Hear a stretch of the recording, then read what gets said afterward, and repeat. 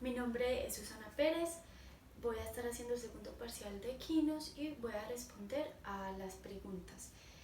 El tiempo de gestación de una yegua, las fases del parto, los cuidados que se deben tener durante la gestación y en el momento del parto, los cuidados que se deben tener con el potro después del parto y las tomas de muestras que se le deben hacer al potro.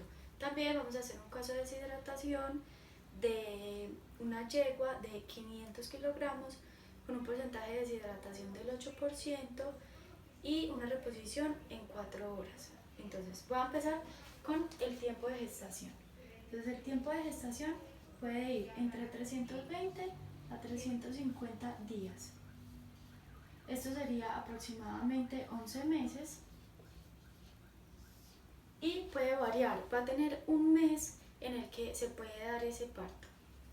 Luego vamos a hablar de las fases del parto.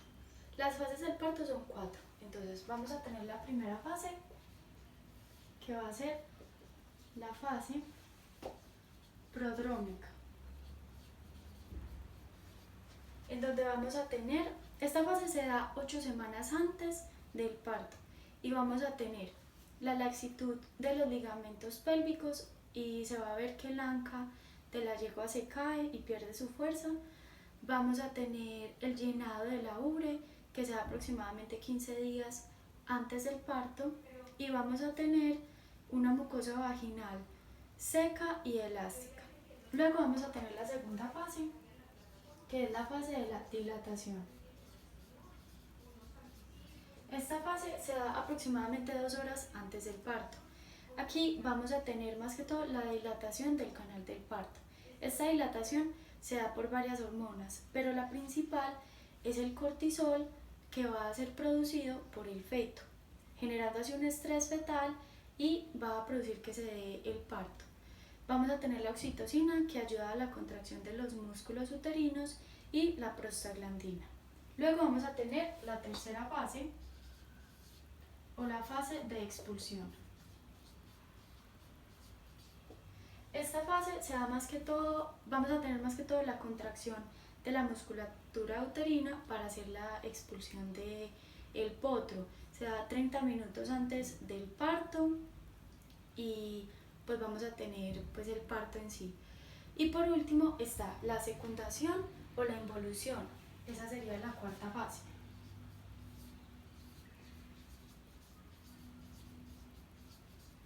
O involución.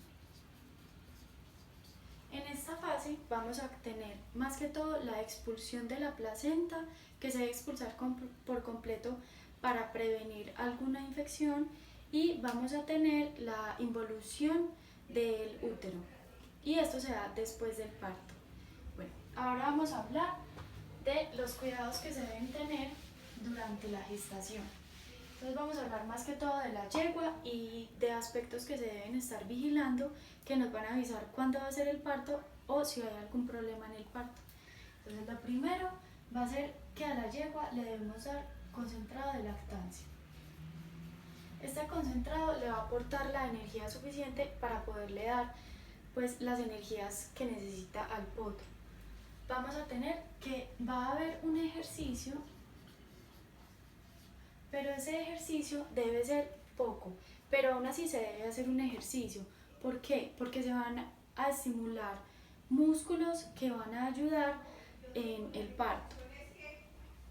Vamos a tener también que el llenado de la ubre se dé en el tiempo adecuado. ¿Por qué? Un llenado de la ubre en un tiempo antes, supongamos que se llena la ubre un mes antes, nos va a significar que puede haber algún problema como una placentitis. Vamos a tener una desparasitación,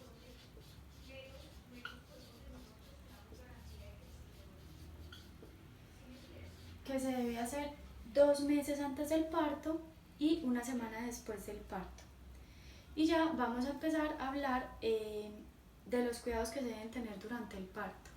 Uno de los cuidados más importantes que muchas veces pues no debe tener en cuenta, que no lo tienen en cuenta, cuenta es las cerraduras. Se deben quitar las cerraduras de la yegua cuando se vaya a dar el parto para evitar cualquier accidente con el potro. Vamos a tener que tenga agua limpia y a disposición para la yegua. Y vamos a tener que tenga una cama en buenas condiciones, que tenga una buena altura, que que no tenga ningún hueco, que sea una buena cama para un buen parto. Bueno, ahora vamos a hablar de los cuidados que se deben tener con el potro después del parto. Entonces, cuando se está dando el parto, hay una cosa muy importante y es en qué posición viene el potro. Si viene en una posición mala, el potro al intentarlo sacar puede tener alguna luxación de alguna articulación. Otra cosa que debemos tener en cuenta es que cuando el potro pues haya sido expulsado, tenga el reflejo de succión. Eso es importante para que pues él consuma la leche y que consuma el calostro. Que consuma el calostro antes de las 12 horas es muy importante porque es el calostro más rico y que le va a proporcionar muchas inmunoglobulinas. También vamos a tener que haga la expulsión del meconio y vamos a tener que hacer una buena limpieza del cordón umbilical con yodo. Bueno, ahora vamos a hablar de la toma de muestras que se le va a hacer al potro y pues lo que nos explicaste era más que todo se van a hacer 2 tomas de muestras que son como las principales. Está la de la glucosa y la de las inmunoglobulinas. Entonces, la glucosa se le hace 1 hora después de que consumió la leche y debe estar entre 100 a 120, siendo 100 la menos ideal, pero pues está como al límite. Y la inmunoglobulina se le puede hacer la muestra 12 horas después de que haya consumido el calostro y debe estar, lo más ideal es que esté por encima de 800, pero puede llegar a estar en 600 y sería pues bueno. Bueno, ahora vamos a hacer el caso de deshidratación.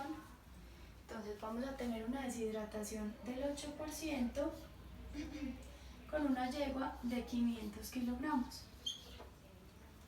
Entonces, 500 kilogramos que pesa la yegua por el 0,08, que sería el 8% de deshidratación, nos va a dar 40 litros. Esos 40 litros se los vamos a hacer en una reposición de 4 horas. Entonces lo vamos a dividir dentro de esas 4 horas, ¿cierto? 40 dividido 4 nos va a dar 10 litros por hora, ¿cierto? Ahora esas horas las debemos dividir en minutos. Entonces esos 10 litros por hora dividido 60, que son los minutos que tiene una hora, nos va a dar 10 dividido 60, 1,67, 0,167, perdón, litros por minuto. Luego de que hacemos eso, debemos pasar los litros a mililitros para que se nos haga más fácil. Entonces 0,167 litros por minuto por 1000 mililitros nos va a dar a 167 mililitros por minuto. Lo vamos a hacer con un macrogoteo de 20. Entonces, 167 mililitros por minuto, que es lo que le vamos a dar por un macrogoteo de 20, nos va a dar 167 por 20, 3340.